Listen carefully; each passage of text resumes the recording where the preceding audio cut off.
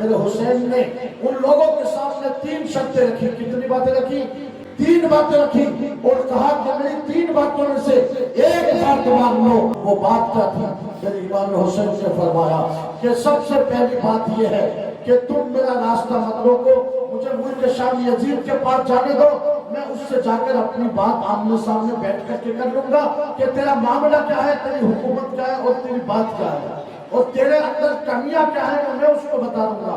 میں اس کی بیعت کیوں نہیں کر رہا ہوں یہ میں اس کے سامنے جا کے بیٹھ کے بات کرنا چاہتا ہوں. اللہ اکبر. اتنا کہنا تھا کہ امام پاک رضی اللہ تعالیٰ عنہ کی اس بات کو سن کر کے ان لوگوں نے توجہ نہیں دی. وہ کہا کہ یہ بات ہم نہیں مانیں گے.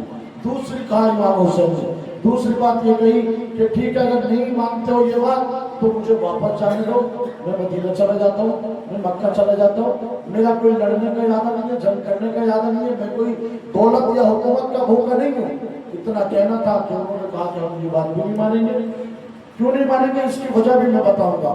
تیسری بات امام پاک رضی اللہ تعالیٰ نے فرمایا کہ تیسری بات میں یہ مان لو کہ مجھے نہ مکہ جانے دو نہ یزید کے پاس جانے دو، یعنی جہاں تک یزید کی حکومت ہے اس حکومت کے بورڈر کے پاس جانے دو، مجھے کوئی دوسرے ملک میں جانے دو. بعض علماء کہتے ہیں کہ امام حسین کی خواہش ہندوستان کی طرف آنے کی، یعنی امام حسین ایران سے ہو کر ادھر کے بائی پاس روڈ سے ہندوستان کے کسی بھی، کیونکہ ہندوستان بہت بڑا نقشہ، یہ اس کو بر اعظم کہتے ہیں. آج یہ کٹ کے 5 حصوں میں بڑھ گیا لیکن یہ بر اعظم بہت طویل ہے. ایران اور عراق کے بورڈر سے بھی آگے تک ہندوستان کی سرحدیں لگتی ہیں. تو میرے امام پاک نے فرمایا تھا کہ مجھے کوئی اور دوسری سرحدوں پر جانے دو. لیکن ان لوگوں نے کہا کہ تمہیں یزید کے پاس نہیں جانے دیں گے، کیونکہ اگر یہ یزید کے پاس جانے دیتے تو یہ خود پکڑے جاتے، کیونکہ حسین نے کہا تھا میں خود آیا نہیں بلکہ بلایا گیا.